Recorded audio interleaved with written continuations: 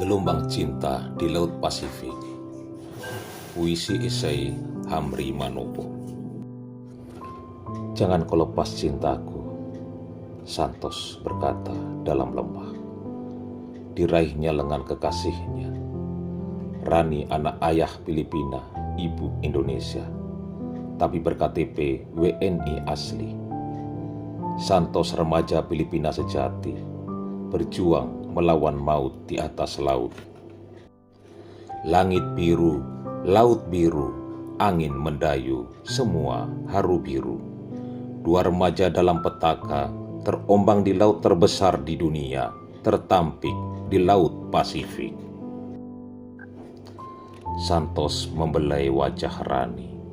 Biskuit genggaman terakhir disuapi. Makan, makan biar kita tidak mati, bisiknya lembut. Cinta kita mesti abadi. Jika mesti mati, kita tetap bersama di laut ini, dalam dan penuh misteri. Di laut terdalam ini kita kubur cinta yang hakiki. Kita beda negara, mengapa beda jadi petaka? Keduanya menghitung hari sudah lupa, entah hari ini hari keberapa. Mereka terombang-ambing di samudra setelah sepakat lari dari rumah. Akibat asmara mereka terkendala. Beda agama, beda negara. Keduanya berdekapan di atas sebilah papan ketika sampan mereka di bawah arus lautan Pasifik. Tapi cinta yang sudah rekat, sudah sepakat. Kendati palung Mariana akan menjadi lubang lahat, jika cinta kita mesti istirahat, karena tanah leluhur kita tidak sepakat. Laut menderu, keduanya bernafas satu-satu. Tubuh mulai lesuh dan kaku, tapi cinta tetap menggebu.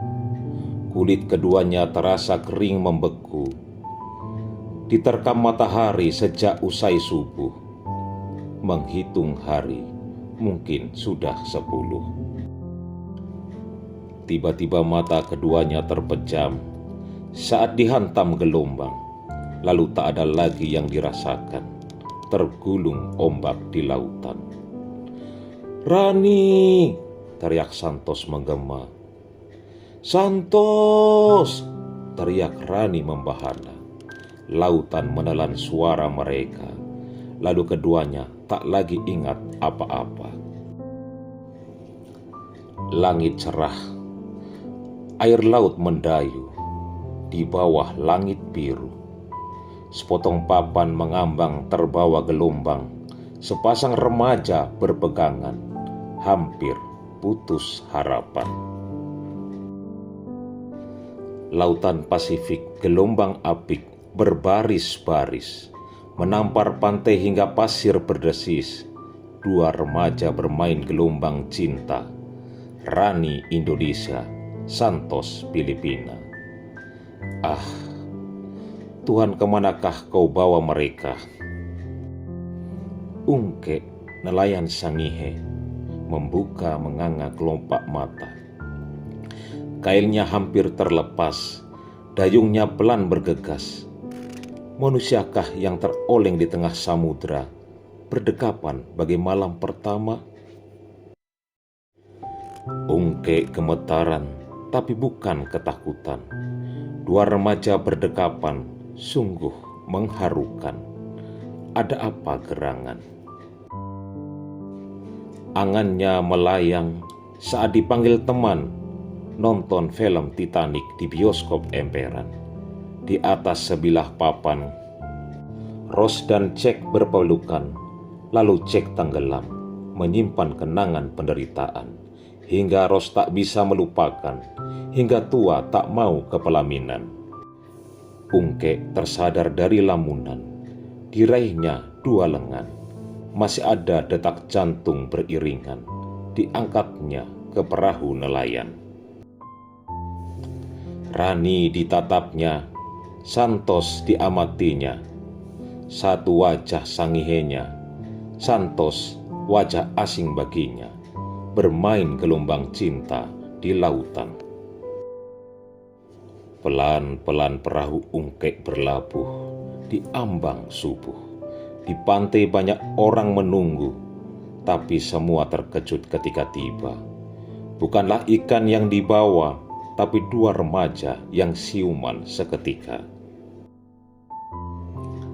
"Ah, itu Santos," teriak seorang. "Bukankah dia putra juragan yang telah jadi tumpuan hidup nelayan di Mindanao, Filipina Selatan?" "Ah, itu Rani," seorang menimpali. Yang lain terdiam keheranan. Yang tahu asal kejadian karena keduanya telah lama berpacaran. Adalah Dodi, lelaki sejati. Filipina asli, tapi hampir tak dikenali. Prajurit Moro kelompok pemberontak yang nikahi Sandra, warga Indonesia. Yang kedua orang tuanya mencari nafkah di Mindanao, Filipina. Dari kem Moro, Dodi berlari ketika mendengar kabar putrinya Rani yang beberapa bulan lalu lari, kini telah kembali. Sandra bergandengan di lengannya agar janganlah ke kota, nanti Kanda ditangkap pemerintah karena dianggap penjahat negara. Ketika berjuang Mindanao, tanah nenek moyangnya, menjadi negara merdeka, lepas dari Filipina. Dodi menahan langkah, hatinya membara. Rani, putri tercintanya, bermain asmara dengan Santos musuhnya. Putra anak orang kaya pendukung pemerintah, menumpas Moro Filipina. Dodi anak balut, tak kenal takut. Kecuali pada Sandra, ia pernah berlutut saat berjuang agar cintanya disambut di saat pemberontakan Moro berdenyut. Kisah asmaranya bersama Sandra menyimpan cerita, karena Sandra yang gadis pengurus gereja turut disandera, tapi akhirnya ayah ibunya rela melepas agamanya demi keamanan semata. Dodi, ayah Rani, pernah terdampar di Maranti ketika diburu tentara pemerintah. Lalu di sana ia bertemu Sandra yang kini jadi istrinya. Kini di Pulau Bulut ia tak takut. Orang-orang tak pernah turut. Perjuangan Moro tetaplah berlanjut. Tapi rakyat jelata tak campur turut. Dodi menatap Rani kesayangan, putrinya semata wayang. Sandra pun kebingungan melihat Santos ketakutan. Sebuah gubuk sederhana di pinggiran hutan jadi tempat persembunyian. Tapi orang-orang tak campur tangan karena rindu kebebasan. Di sana Santos turut diamankan. Lautan Pasifik memang asik. Lautan membiru, sahdu menderu. Rani dan Santos mabuk sejuta rindu. Cinta memang tak pandang bulu. Kapan secara sah akan jadi padu? Rani dan Santos duduk di tepi pantai, memandang jauh ke lautan yang telah lama jadi teman, bermain cinta di tengah gelombang. Tak ada yang ditakutkan, walaupun itu kematian. Di gubuk mereka ditinggalkan. Setiap detik bercanda dengan ombak dan gelombang. Cinta memang apapun bukan penghalang. Santos warga Filipina, Rani tak jelas apakah Indonesia. Hingga kini tak ada KTP-nya, sehingga sulit mengurus nikahnya. Rani, kalian sudah makan? Ini ada makanan. Ayahnya menawarkan berbalut kasih sayang. Santos malu memandang bagai seorang tawanan. Bagai seorang sandera, tapi lawannya cinta. Dendam ayah Rani luluh juga melihat putrinya mabuk asmara. Santos terlihat rela mati pun jadi, karena cinta sejati pada Rani. Ingin rasanya ayah Rani menghabisi, tapi naluri menolak membungkus hati. Masih subuh, nelayan-nelayan riuh. Di lautan tentara sedang berburu. Di pulau-pulau kecil mereka berlabuh, mencari si Moro yang dianggap musuh. Orang-orang pulau kecil terpencil, tak ada yang bermulut usil. Ketika ditanya apa ada gerombolan, mereka semua diam, tak mau turut jadi korban. Bukankah Mindanao tanah leluhur yang subur, tapi pemiliknya merasa tergusur. Lautan saksi keabadian, badai politik agama dan kebudayaan. Utara menyerang ke selatan. Moro rindu negara sendiri, jadi negeri berjati diri. Tapi siapa yang melawan pemerintah, pasti dianggap orang durjana. Di tengah kebun Dodi bekerja, seorang tentara negara mendekatinya. Ia lalu bertanya-tanya, adakah mengenal orang Dodi namanya? Ditatapnya dengan moncong senjata. Cepat ia menggeleng, cangkul tetap menari, keringat mendesir basahi wajah hingga ke kaki. Gerombolan Moro sudah teruji saat berjuang menuntut harga diri. Sayang mereka terpecah dua, setengah lebih suka memihak penguasa. Satu-satu serdadu pergi menuju perahu-perahu sekoci. Dodi tersenyum mengintai hati. Akulah si Moro, pejuang sejati. Islam sejati, penduduk bumi. Angin bertiup sayup, badan basah kuyup, keringat Santos menggigil takut, sembunyi di lubang di bawah gubuk. Pagi ke pagi, petang ke petang, Santos dan Rani menghitung hari.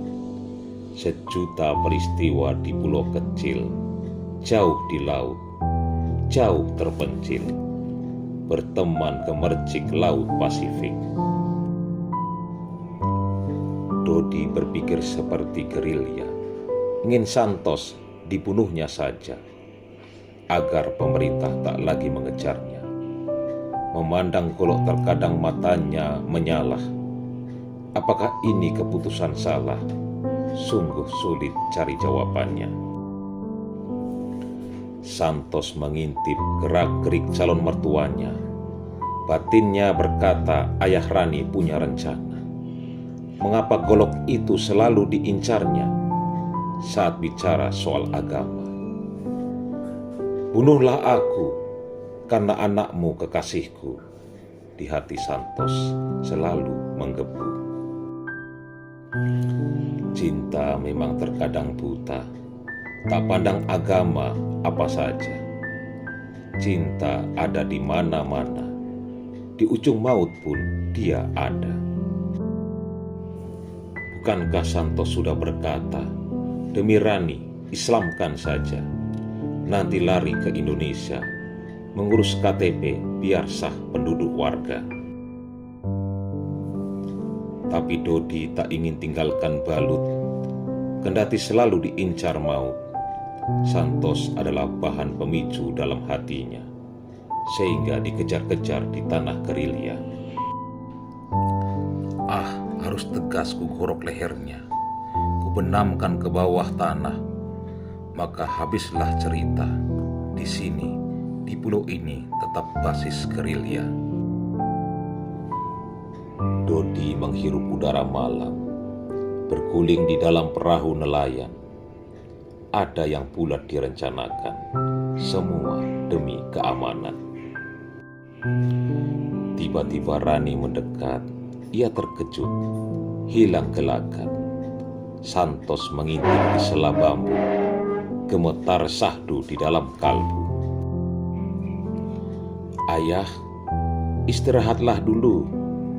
Rani mencoba merayu. Hati ayahnya menjadi luluh. Hatinya mendesah, "Rani permataku." Di balik gubuk Santos mengintip. Ia pun punya rencana pamit. Ia ingin melayari Laut Pasifik. Perahu itu yang aku tunggu. Apakah ayah Rani masih di situ? Ketika terdengar kokok ayam, Dodi dan Sandra ketiduran di lantai gubuk karena kelelahan. Dua secoli pun ambil kesempatan. "Peganglah tanganku, Rani, jadilah berani. Marilah pergi bersama cinta sejati." Rani menimpali. Mengendap-endap merapat ke pantai, Santos mengambil sebatang tungkai. Perahu dibuka walau dirantai. Rani pun ikut tanpa berandai. Wah, cinta memang sangat aduhai. Perahu berlalu, lintasi lautan. Melenggang berdua berdekap cinta. Kemana dituju? Kemana cinta? Ah, perahu itu seakan pamit menuju gelombang Laut Pasifik. Ambang siang, Santos berbisik, "Kekasih, ikutlah aku. Lautan Pasifik lagi teduh. Apakah engkau mau? Air mata pisah tak dielakkannya. Pamit diam-diam saat ibu bapaknya terlena." Seperti semula peristiwa, kemana jiwa dua remaja? Gelombang laut tak undang rasa takut. Cinta membahana menggelora. Cinta menari di hati, mengusir sekedar mimpi. Burung-burung mengitari, terbang menari. Laut biru melengkung jadi payung. Garam laut memberi rasa yang patut. Ombak dan gelombang pun diturut. Bawalah kami cinta. Rani, tengoklah birunya laut, indahnya cakrawala. Rani, kemana kita? Janganlah tanya. Jangan tanya agama apa, suku apa, negara mana. Indonesia atau Filipina, sama saja. Cinta tak ada di KTP. Keduanya berucap sambil tertawa. Dan gelombang Pasifik seakan turut gembira. Agama kita memang beda. Bangsa kita memang beda. Adat kita beda pula lah. Tapi mengapa kita tak bisa nikah? Padahal kita di satu cinta. Ibuku orang Indonesia, ayahku orang Filipina. Tapi cintaku tak pandang bangsa, kejamnya mereka. Rani berkata manja, perahu oleh tertawa. Lautan Pasifik berasa menggelora, Santos pun terpesona. Santos, bawalah daku, bawalah kita kemana saja. Laut bukanlah musuh, di laut cinta bertaut. Di gelombang cinta mengambang, di langit cinta terbesit. Lalu keduanya tertidur di biduk berolengan. Tak ada lagi ingatan di benak mereka. Mereka terlena manja, tak tahu ibu bapak mereka yang menanti harap-harap cemas belaka. Ketika malam mengambang perahu nelayan, lampu pun berkilatan. Mereka sadar ada anak juragan yang lagi kasmaran. Bagi mereka tak perlu diributkan.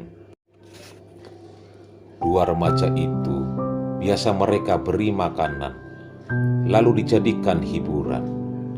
Nelayan biasa bergiliran ketika mereka mengais kehidupan. Akhirnya Dodi pun paham apa yang dilakukan teman-teman nelayan, bahwa anaknya Rani ada dalam genggaman aman, manja bercinta di lautan.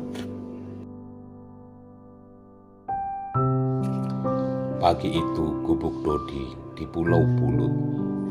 Rame, was-was tapi tak ribut.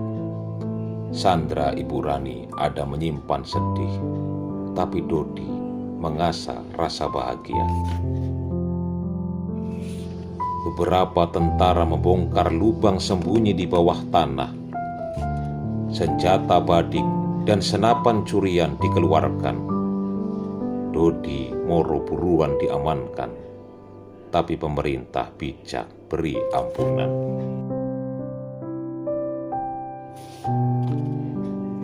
Deretan cangkir kopi pagi sudah tak berisi.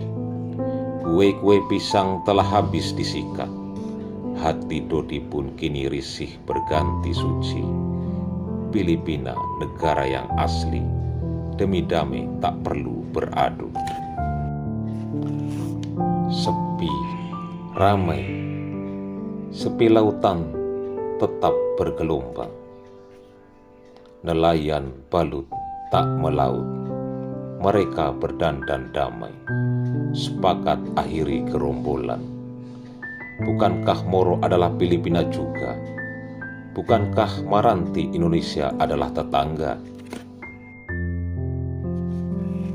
Penghulu tersenyum ramah, Santos dugdak dadanya, Rani hatinya berbunga-bunga. Aku nikahkan engkau Santos binti Rudolf dengan anak perempuan saya bernama Maharani Dodi, dan engkau membayar mas kawin berupa seperangkat alat sholat, dibayar tunai, ucap Dodi, mantan gerombolan. Gelombang cinta Laut Pasifik reda. Gerombolan Moro Dodi reda.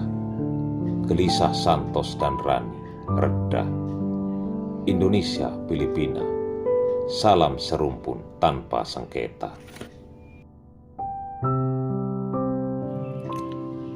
Dibacakan oleh Rastono Sumardi.